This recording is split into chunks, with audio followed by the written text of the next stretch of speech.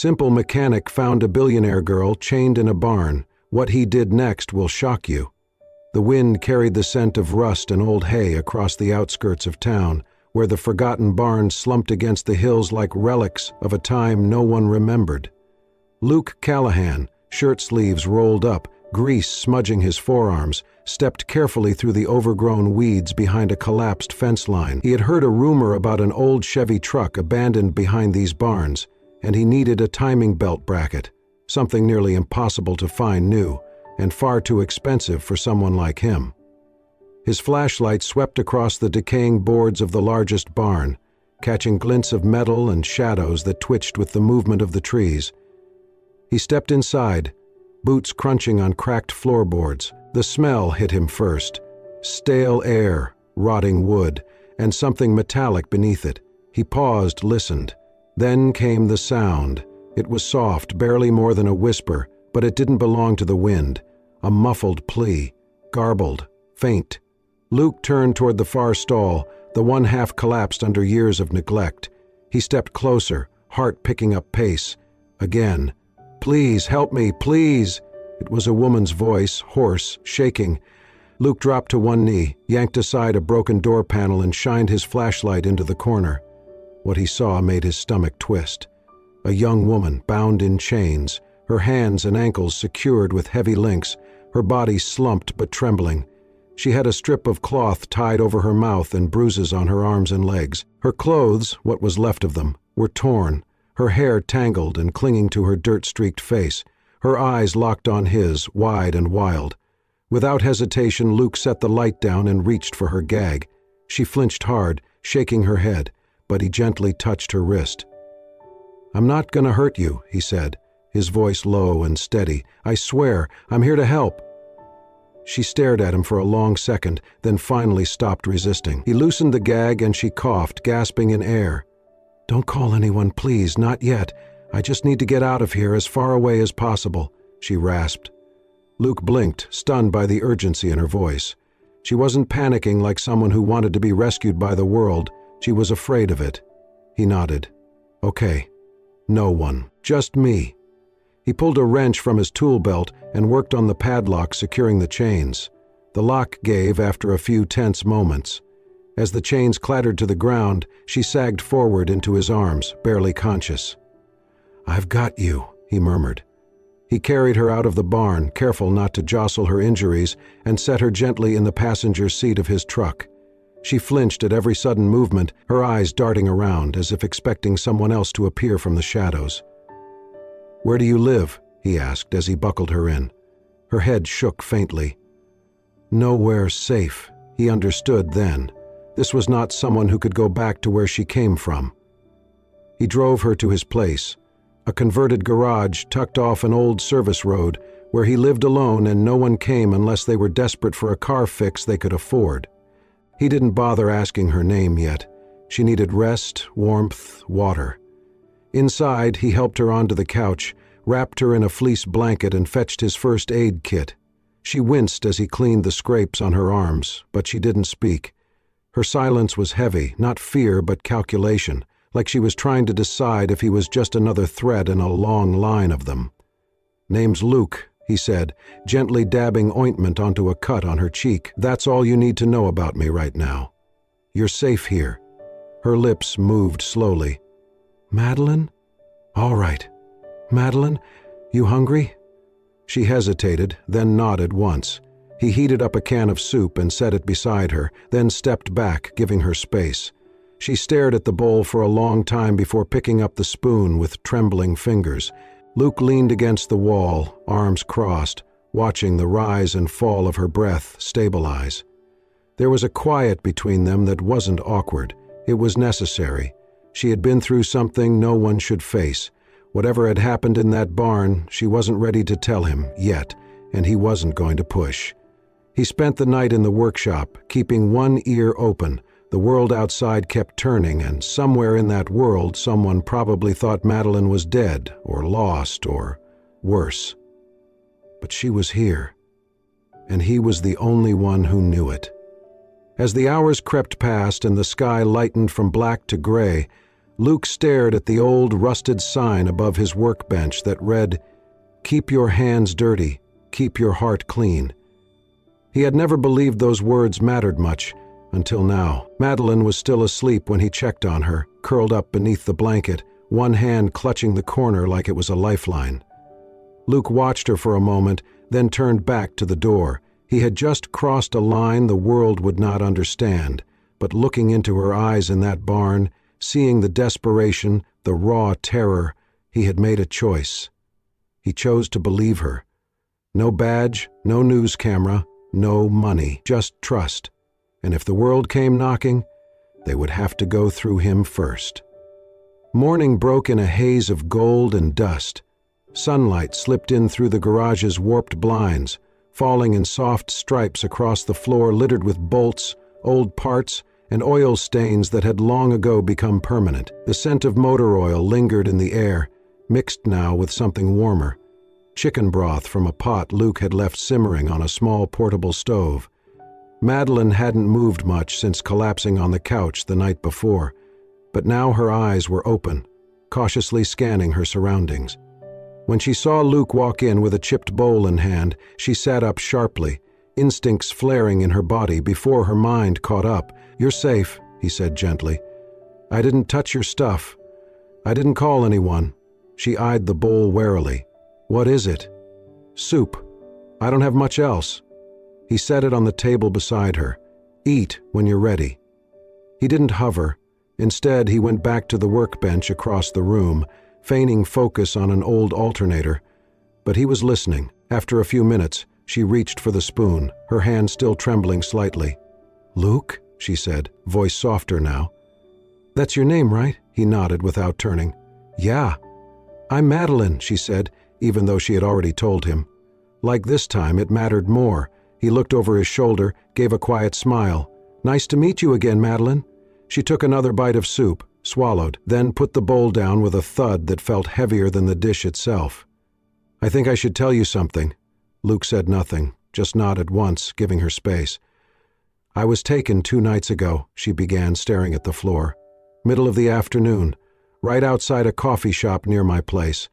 They weren't sloppy, they knew my routine. They were waiting."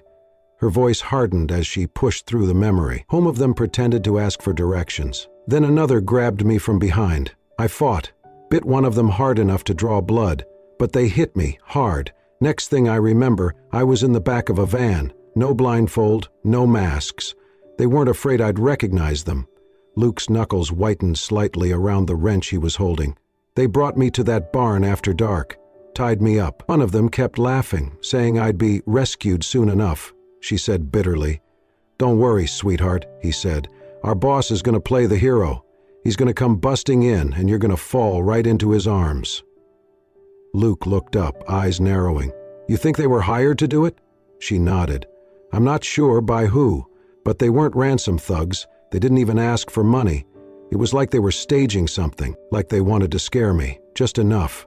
Luke crossed the room, sat down a few feet away. "Do you know who might have done this?" Her eyes searched his face. "I have a guess, but if I say the name, everything changes." "I don't need a name," he said calmly. "Not yet." She blinked, surprised. "Why not?"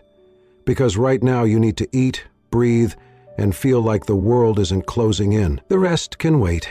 Madeline exhaled, and for the first time her shoulders dropped a little. "You're not going to ask if I'm crazy? Or making it up?" "Nope." "Why?" He shrugged. "Because you didn't look crazy when I found you, you looked scared, and because people don't chain themselves to barn posts." She let out a short, almost shocked laugh, then quiet. "There's another reason I didn't want you to call anyone," she said. "If the person who did this knows I escaped, they'll try again, and this time I might not be so lucky." Luke leaned back in his chair, arms resting on his thighs. "You want to disappear for a while?" She nodded. "I can help with that," he said. "This place ain't fancy, but no one comes looking out here unless they owe me for a carburetor." Her gaze softened. "Why are you helping me?" she asked. He tilted his head. "Would you believe I'm just decent?" She raised an eyebrow. "Honestly? In this world?" "No." He chuckled. "Fair." She looked around the garage. the makeshift living quarters, the organized clutter of a life lived quietly. "You live here. Since my dad passed, he left the garage to me. No family, no fancy past, just oil, grit, and honest work." Madeline pulled the blanket tighter around herself. "You're the first person I've met in a long time who didn't want something from me." "I don't even know who you are," Luke replied, shrugging. "Exactly." They sat in silence for a few beats longer, a silence that wasn't empty, but full of something unspoken, fragile, unexpected trust. Outside, the sun rose higher over the town that had no idea what had just happened in its shadows. And inside, a girl with a name too big and a past too dangerous sat across from a man who didn't care about any of it, only that she was breathing and safe. For now. The news hit the airwaves like wildfire. Breaking: Madeline Carrington, heiress to the Carrington biomedical fortune, has been reported missing. Authorities say she was last seen outside a downtown cafe 2 nights ago. Sources suggest possible foul play. Luke stood in the center of his garage, holding a wrench that suddenly felt twice as heavy. The radio on the shelf buzzed with voices, reporters speculating, guests analyzing her family's history, her worth, her influence. He glanced toward the back room. Madeline was there, safe, alive, sipping tea on the edge of the cot, her knees drawn up to her chest. Her face paled when she heard the name Carrington echo from the speakers. "You did not say Carrington," Luke said slowly, still processing. Madeline looked up, her eyes filled with guilt. "I was going to, I didn't want it to change things." Luke opened his mouth, then closed it again. He turned the radio off. "I don't care about your last name," he said finally, "but that name Carrington meant power, influence, and enemies." They both knew what was coming. It did not take long. By evening, the first police cruiser appeared at the edge of the driveway, kicking up dust behind it. 2 more followed, along with a black SUV bearing tinted windows. A man in a dark suit stepped out, flashing a badge that did not belong to the local department. They moved fast. 3 officers came around the back. 2 approached the door with measured steps. Luke answered before they could knock. "You, Luke Callahan?" the man in the suit asked, eyes scanning the interior. "Yeah, what's going on?" "Put your hands where we can see them." Madeline appeared in the doorway behind him. Wait, he didn't—" "Step back, ma'am," one of the officers barked. "We have reason to believe this man is involved in the abduction of Madeline Carrington." Luke's hands went up slowly. "This is a mistake." The man in the suit stepped forward, voice cold. "We have statements from 3 suspects in custody who say you orchestrated the kidnapping, that you offered them money to hold her here while you negotiated a ransom." Madeline's eyes widened. "That's not true." Luke didn't move. His eyes found hers, steady, unshaken. "If you don't say anything," he said, voice calm, "they'll believe the worst." The officers moved in. Cold steel tightened around his wrists. Madeline rushed forward. "He saved me! He didn't take me, he found me! He was alone with you for over 48 hours. "That's more than enough time to manipulate your perception," the agent said sharply. "It's called trauma bonding. Classic textbook case." Luke said nothing. He didn't resist as they led him to the cruiser. Madeline followed, panic setting in. "You're making a mistake. He didn't do anything wrong." The man turned to her, less hostile now, but still clinical. "Ma'am, you've been through a lot. We'll take your statement after a medical exam. But right now, our job is to ensure you're safe and that he answers for what these men claim." The door shut with a final click, sealing Luke inside. The cruiser rolled away, taking with it the only person who had believed her without asking who she was. Madeline stood in the dust cloud it left behind, heart racing, fists clenched. She was no longer in chains. But someone else had taken her place, and this time, her silence would not protect anyone. It would destroy the only man who had saved her. The hospital room smelled of disinfectant and expensive flowers. Arrangements lined the windowsill, orchids, lilies, roses, each tagged with notes of sympathy and good wishes. None of them mattered. Madeline sat upright in the bed, heart heavy. Her wrists still bore faint red marks. Her face had regained color, but inside she was spiraling. The door opened quietly, and in walked a man in a navy suit, perfectly tailored, his jawline sharp, smile charming in that manufactured magazine cover way. "Madeline," he said warmly, "thank God you're safe." Nathaniel Rhodes. Of course, she didn't return the smile. "What are you doing here?" He chuckled softly, as if embarrassed by his own boldness. "Your father called me, said you needed familiar faces. I've been worried sick."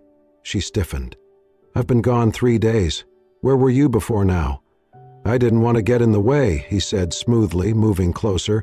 "But now that we know who's behind it, I had to come." Her brows furrowed. "Do we?"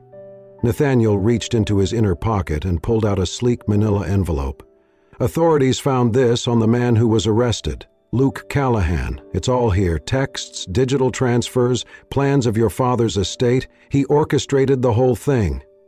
Madeline took the envelope. Inside were printouts, too neat, too perfect. Text messages supposedly from Luke negotiating the job. Fake cash transfers from accounts she didn't recognize. She stared at it without blinking.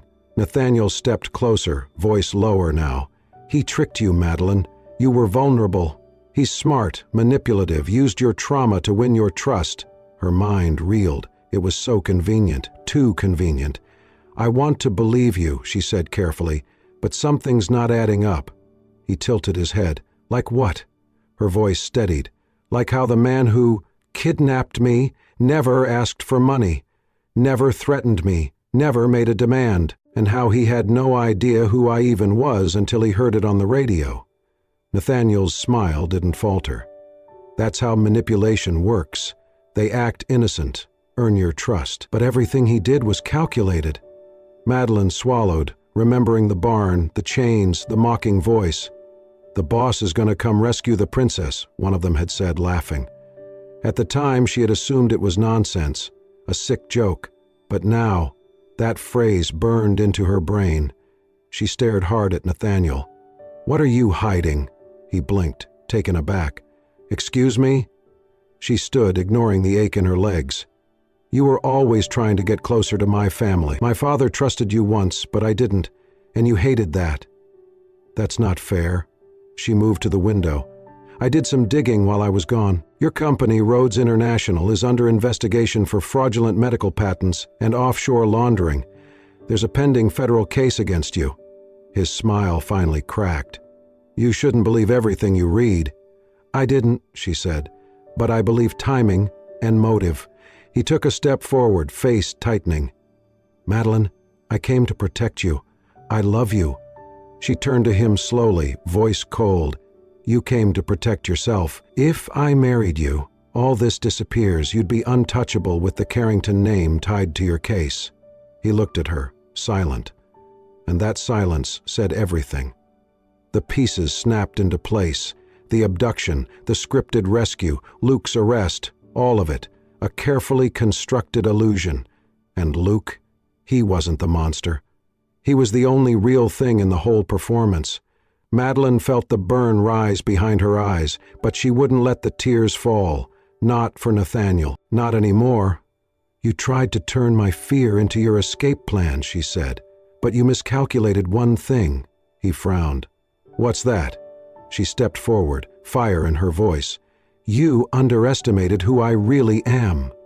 Madeline stepped out of the Carrington estate at dawn, her heels clicking softly on the marble steps, the sound swallowed quickly by the mist that still hung low over the lawn. She was dressed plainly, no jewelry, no designer coat, only a tan trench and a leather bag slung over one shoulder. She didn't take the family car. Instead, she called a rideshare, gave an address in a part of town her father's friends would never step foot in, and disappeared. She left behind a mansion full of silence, whispers, and lawyers who had begged her to let the official channels handle things. But Madeline knew those channels weren't made for people like Luke. They were built to protect men like Nathaniel. By midday, she had hired an independent investigator, someone with no ties to her family, no debts to the Carrington name. Together, they retraced every step, from the barn to Luke's garage, from the stretch of dirt road to a nearby gas station where a security camera, miraculously, had captured grainy footage of Luke carrying a disoriented woman to his truck. her, covered in blood and dirt, slumped over his shoulder, but alive. The timestamp matched her story to the minute. They found a retired farmer 2 miles from the barn who confirmed hearing chains clinking the night before. He remembered Luke's truck because of its missing passenger side mirror. He remembered Luke stopping by a week earlier, asking for parts. He looked like he was trying to fix something, the man said. He didn't expect he'd be the one fixing a person. Madeline's lawyer gathered every photo, statement, and recording. Together, they compiled a report that contradicted every claim made by Nathaniel's hired thugs. The so-called evidence against Luke, fake bank statements, texts, were traced back to a cloud server registered to a shell company tied to a subsidiary of Rhodes International. It was airtight, and it still might not be enough. Once a man's painted as guilty, her lawyer warned, the system rarely goes back to check if it used the right brush. Madeline didn't flinch. Then I'll use a louder color. She spent that night writing her statement, page after page of what she remembered, what Luke had done, and what she now knew had been done to him. She gave the statement not to her father, not to the police, but to the media. The next morning, she stood on a stage outside a courthouse, cameras flashing, reporters shouting her name. Her father watched from the steps behind her, arms crossed, face unreadable. Nathaniel was nowhere to be seen. She held the microphone with both hands, steady despite the wind whipping at her coat. I was kidnapped, she began, but the most dangerous part wasn't the barn, or the chains, or the fear, she paused. It was the silence after, the pressure to let it be buried, the suggestion that the man who saved my life, Luke Callahan, was anything but a hero. She recounted every detail, holding nothing back. How Luke found her, how he refused to exploit her name, how he gave her warmth, food, safety, and space to breathe, how he never once asked who she was, only if she was okay.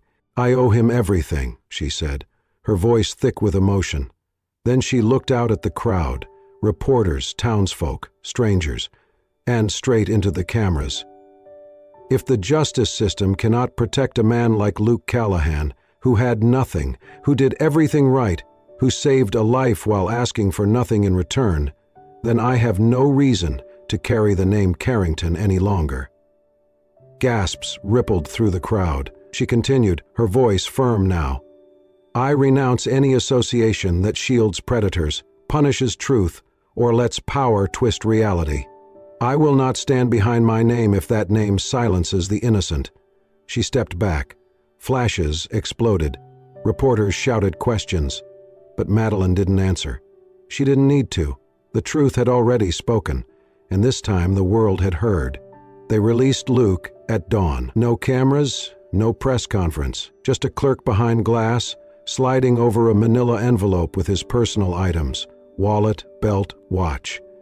He did not ask questions, did not call anyone, did not even look back at the gates as they closed behind him. He walked 5 miles through town and never once paused. The world had decided he was guilty before it heard a word from his mouth.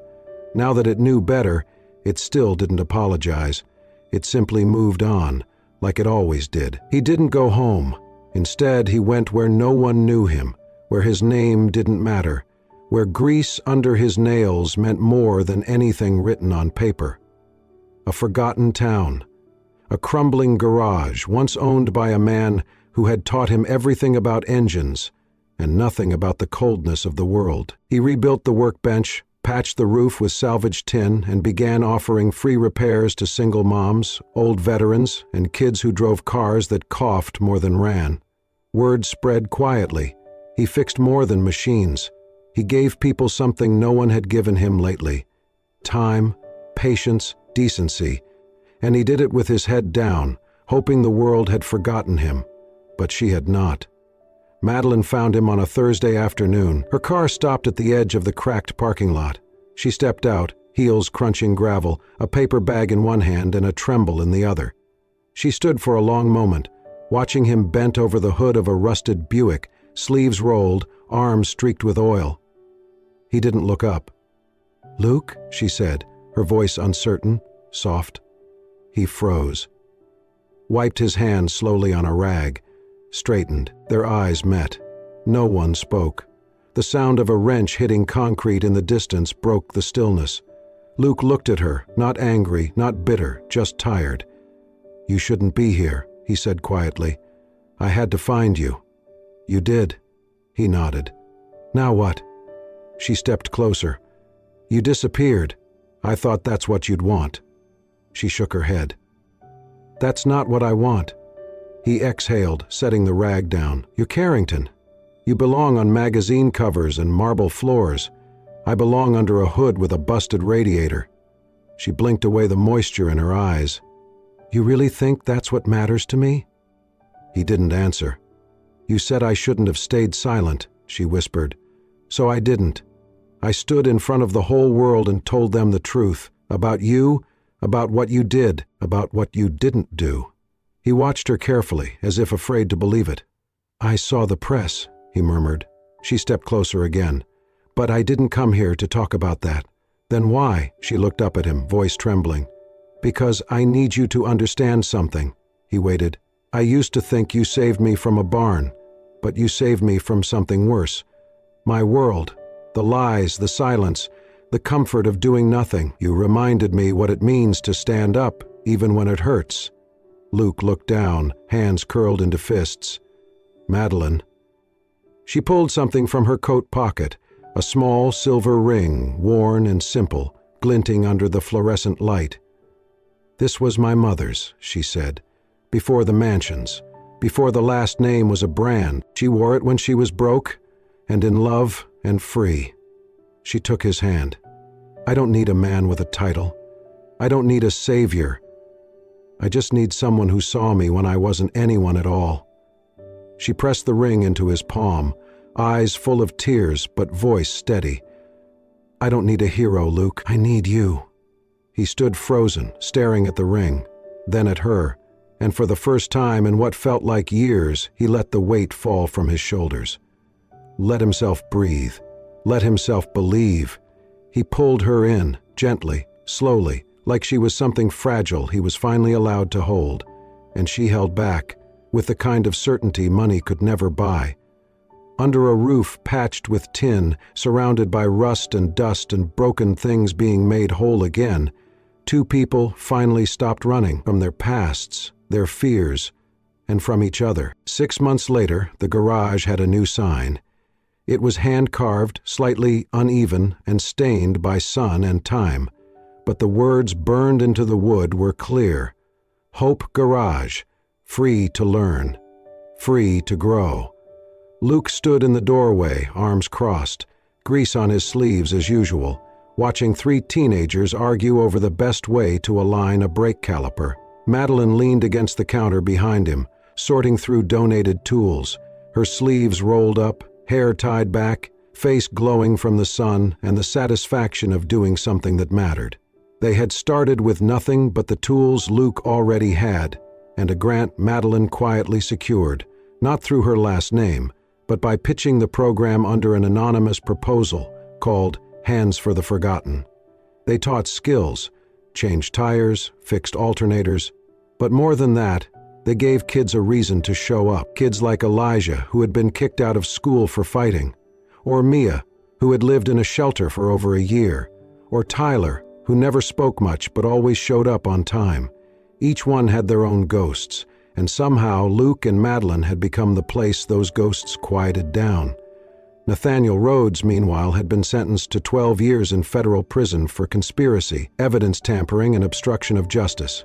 His empire had crumbled under the weight of truth, and when the verdict was read, Madeline didn't even flinch.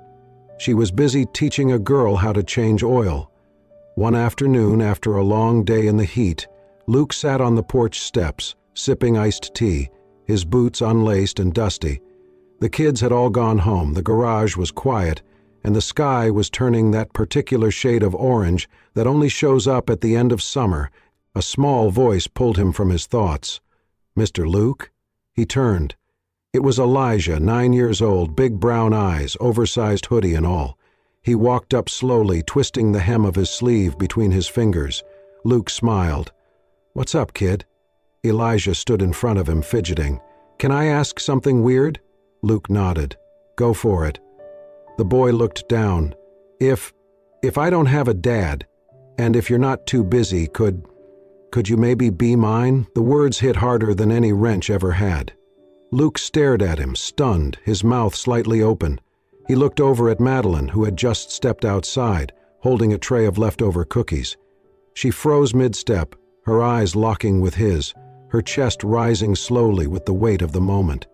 She didn't say a word. She didn't need to. Luke set his tea down and reached out, placing a steady hand on Elijah's shoulder. "I'm not going anywhere," he said softly. "How about we start there?" Elijah smiled, eyes wide, before leaning in and hugging Luke tight around the middle. Madeline stood still, her hand tightening around the edge of the tray. She had watched Luke stand tall in silence while the world misunderstood him, watched him rebuild lives one bolt, one screw, one lesson at a time, watched him never ask for anything in return. And now, standing in the golden light of evening, watching a little boy cling to him like he was the safest place on earth, she knew she had chosen the right man. Not because he wore a suit, not because he had a name that opened doors, but because when a child who had nothing asked him to stay, he said yes. Later that night, as they cleaned up the garage together, Madeline reached into her back pocket and pulled out a folded piece of paper. "What's that?" Luke asked. "Our next grant application," she said, smiling. "I'm thinking we expand the program, maybe build a small classroom in the back." Luke chuckled. "And who's going to teach?" "You, obviously." He looked at her. "And you?" She stepped closer, touched the back of his hand. "I'll be right here. Always." They stood in silence for a moment, listening to the cicadas, to the creak of the sign above, to the hum of something greater than machinery, the rhythm of a life finally being lived. Between the scent of oil and the glow of string lights, love had found its home. It was messy, imperfect, real, and exactly what they both needed. The morning sun rose slowly over the edge of the horizon, stretching golden light across the gravel driveway of the garage that once sat forgotten at the edge of town. Now, Hope Garage buzzed with life long before the workday began. Luke stood in the open bay door, a coffee mug in one hand, his other arm holding a sleepy toddler with wild brown curls and a death grip on her stuffed horse. She yawned against his shoulder, tiny fingers gripping the collar of his flannel shirt. Behind him, Madeline hummed softly as she packed lunch bags, one for her, one for Luke, and a third for the community center where she now volunteered twice a week, running workshops for young mothers. She glanced toward the doorway, smiled at the sight of them, father and daughter wrapped in the kind of stillness that only early mornings allow. It had been a year, a full year since the barn, the chains, the lies. A year since Luke was arrested for a crime he never committed, and Madeline stood before the world and broke the silence.